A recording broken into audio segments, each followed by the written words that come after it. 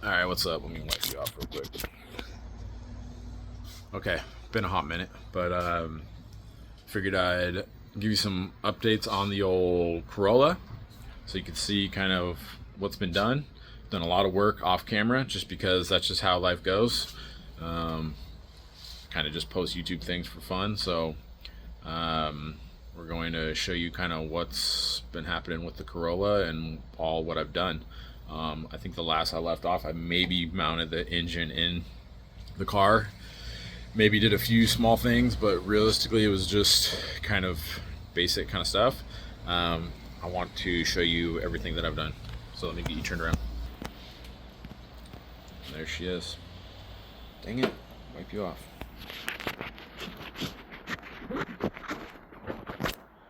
All right.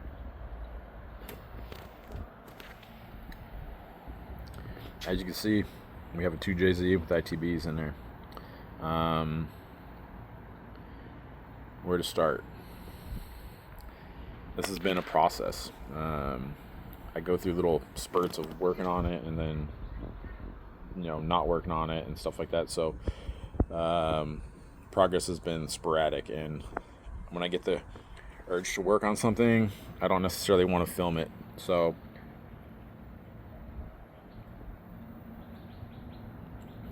here we are.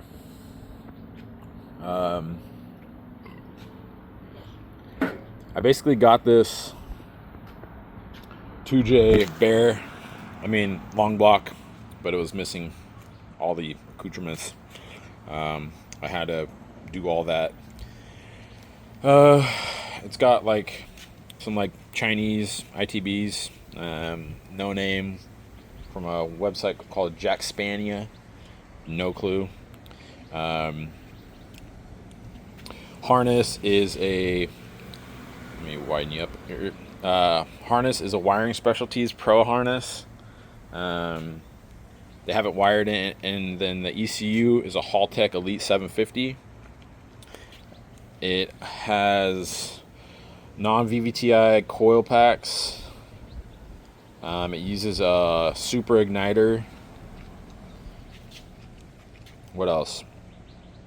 It's factory injectors that do not fit for shit in there. It's not gonna last. They're gonna leak. It's just what it is. Factory. It's funny. I mean, some things were done properly, but some things were done a little bit haphazardly. Just how she goes. Factory. It's almost a factory fuel system. I made a 3/8 return line. So it uses a 3/8 return line, just a Amazon fuel pressure regulator, factory GTS fuel filter, AN lines, obviously. It's just got an Amazon vacuum block, GM intake air temp sensor, Blue Sea fuse box, which I don't really even need that much, and then this little generic Amazon fuse relay block, and then a circuit breaker right there, and then the factory stuff. What else? What else can I say about this? Let's see. It's got a W55. So the engine and transmission were out of a IS300, manual IS300. So it's got the W55 trans. I was able to make the shifter and everything. I had to cut out the hole because it sits way further, and was able to flip the shift rod or shift lever. Or, you know what I'm talking about. Around, and so that way I was able to use this factory 8.6 shift boot. I just have it flipped, and it works. Driveline is a Beams swap single piece driveline. It's J160 input shaft, and it just so happens to work on the W55. And then I had a driveline shop get a flange for the back that's thicker, so it mates up with the driveline. Uses 2 of the same U-joints, so it's proper.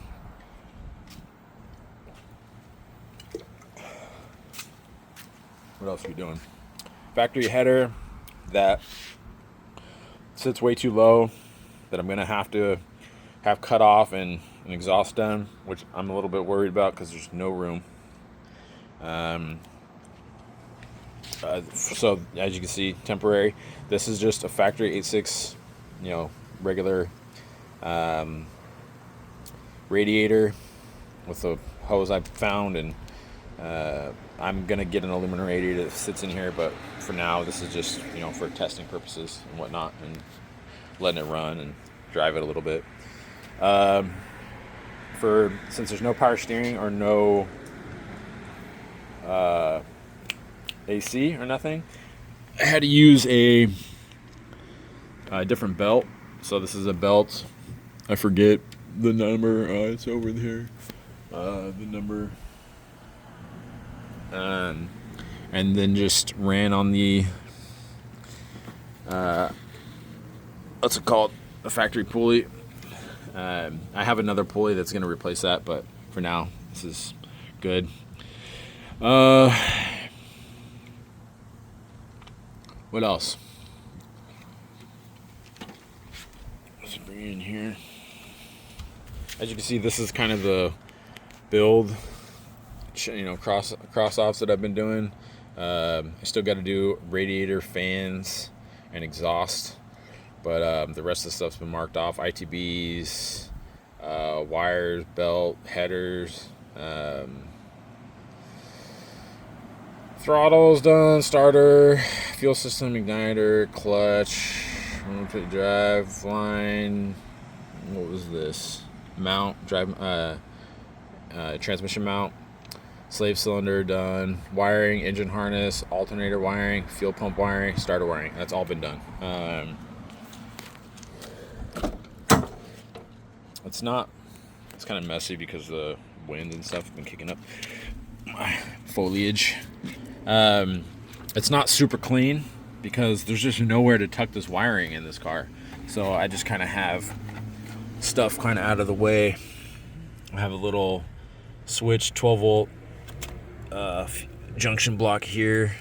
Yeah, I know this is not pretty, but this is race car stuff, dude. It's the Haltech and stuff's just hiding behind here because that's where it can go until I remove all my AC stuff, where I could actually tuck something back there. I can maybe fit something up in here, but there's the shifter. You can see it. I mean, if you didn't know, you would think that was factory. It does put it close when you go into third, but it's not that big a deal. I'm not like money shifting this thing. It's just little ripper. Got a separate fuel pump or relay for the fuel pump because it's triggered off the ECU, and so it needs to be triggered off ground, so it wouldn't work with that relay fuse block I got. I fried my tack like an idiot, so the tack's just stuck at 6,000. Wideband's just kind of hanging out right there. I'll do something, I'll maybe put it in here later, but for now it's serving its purpose. It's easy to see and whatnot. I got wheels that are showing up tomorrow, so I'll be able to get rid of these rollers. Yeah, I mean, lots been done. I need some coolant, some water. It has been a long process, and I haven't really filmed a lot of it just because it's like, not that anyone really even cares. It's just I like to do it for documentation purposes, but it's difficult filming, and then you're moving around a bunch. Dudes who make YouTube videos that's dedication. And I just don't. Not that I don't have the dedication. I I just like working on my car. So, you know, when it comes to filming, you add a whole nother level. You can't listen to music. Like, I mean, it just makes it kind of annoying. So anyways, I'll stop ranting about that. I still need to do a full engine bay cleanup. As you can see, there's like a bunch of dust and metal shavings. Power brakes still work, which is awesome. The manual rack still feels great. Steers awesome.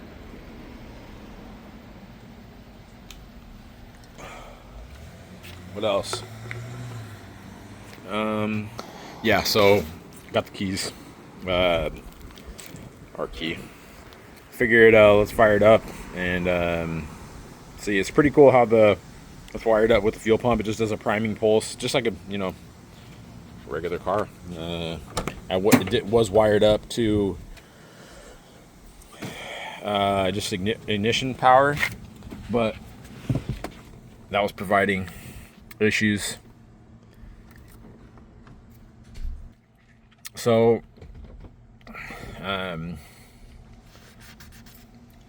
so it was just, it's not good. You don't want your fuel pump just cracking off nonstop when you want your ignition on, you know what I'm saying? So yeah,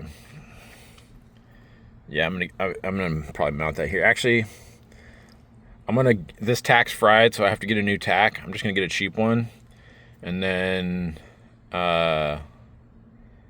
probably maybe make something comes off here or something. I don't know. That's a cube short shifter. Works fine. I haven't really driven it that much, so I can tell you there's old cold start. I had to make a little cold start switch back when it was 4AG because I was having issues with the cold start injector not working, and I had to hardwire it. Yeah, let's fire it up.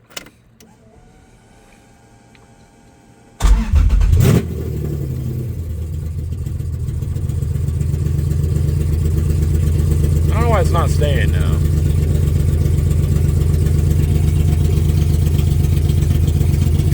No gas. Gas gauge still works.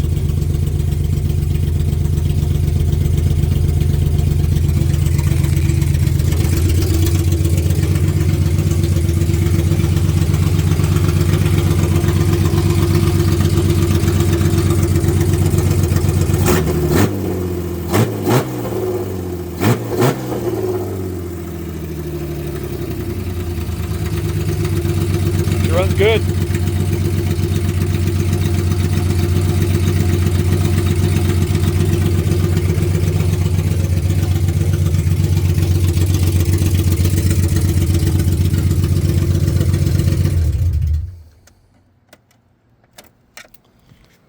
Yeah. Obviously, it needs an exhaust, needs wheels. Needs some wire cleanup, some general things, but overall, it's pretty close to being a done project. Done.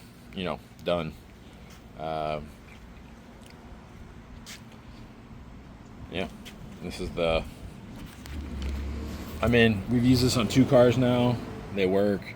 Loco car. It's so funny.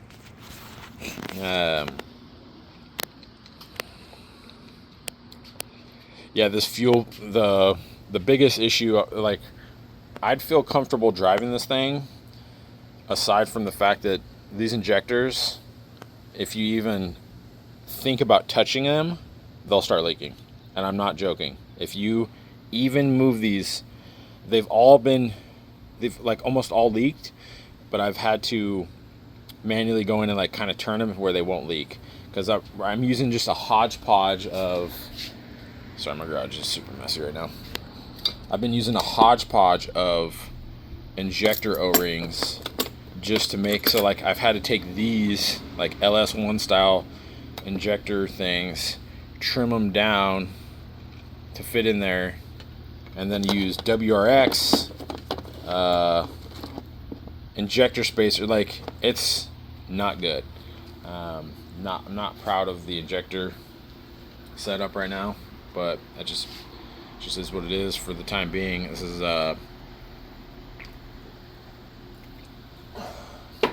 it's a highly custom setup, so I can't go down and I can't look online like these ITBs were set up for, they're made for a 2JZ, but the 2JZ injectors don't fit. So it's like, cool, what do? You can't. I contacted the company and they're like, yes, send us some pictures. I'm like, okay, that's great. Some pictures. What's that going to do? It's not going to change my ITBs. I'm not going to be able to, maybe they'll be able to tell me what injectors would work, but I highly doubt it because it says it's for a 2JZ. So anyways, this thing more or less bolted up pretty decently. I don't think there's any leaks. Vacuum leaks. She's got, as you can see down there, she's got a oil pan leak, and then what else? I got the wideband. Not an ideal situation. I need a full exhaust so I could actually put the wideband down there because it's just in one of the ports, which it's working for now. What else? Engine looks like it's kind of sitting like that. Like it should be a little bit up higher, but everything's there. It's all bolted in like how it's supposed to be, but what are you gonna do? There's a couple car shows coming up soon that I'm wanting to go to. I'm hoping to bring this to, but who knows what's gonna happen. I'm kind of afraid to drive it. I'm gonna have to bring some fire extinguishers with me because this situation scares me. Anyways, I think that's about it. If you sat through this sitting and talking, good for you. If not, no worries. Oh yeah, charges. Thankfully, all that worked. I had to get a aftermarket oil pressure sensor because the way Wiring Specialties wires their thing up, they make it so you have to buy their $200 oil pressure sensor. But I was able to find one on eBay for like $75, and that did the trick. They do the same thing with their fuel pressure sensor, and thankfully I just had them do a GM intake air temp sensor. I know that's not like necessarily the perfect place, but this is not a race car, dude. This is like a fun car. You know what I mean? I'm not beating on it too crazy. I still have the GTS rear end,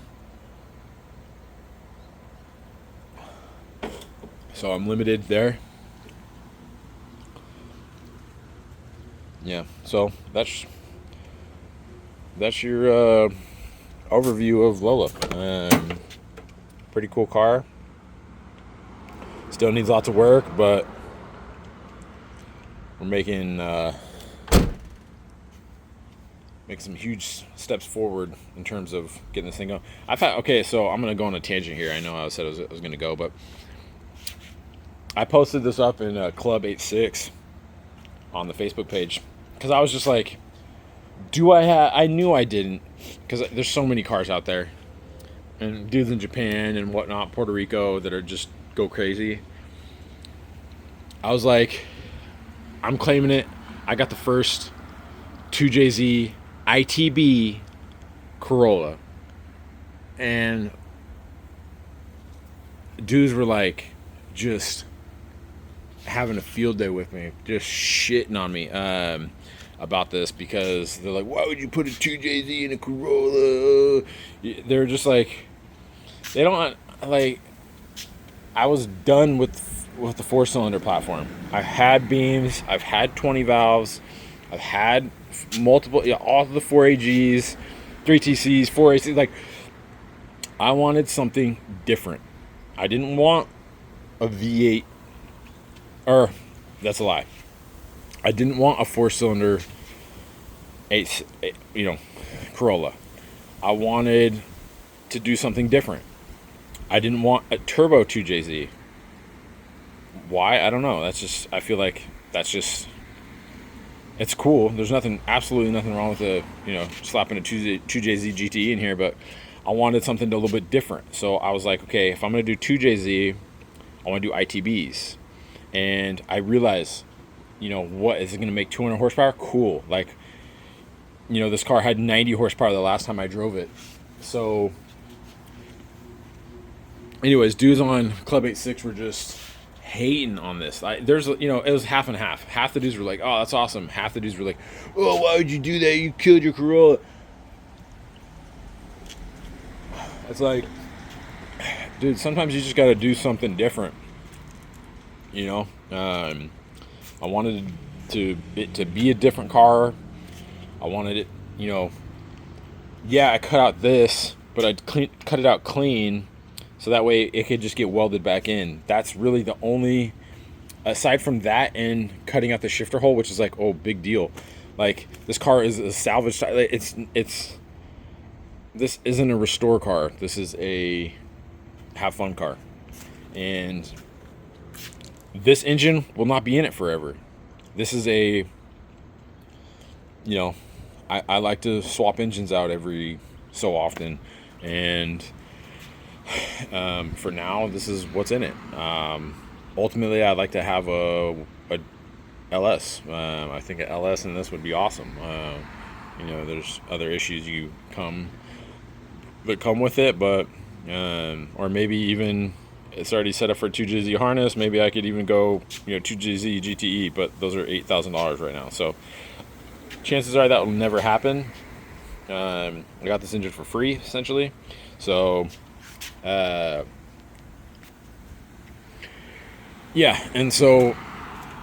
dude's just, being harsh. Probably dudes that don't even have Corollas, hating on it.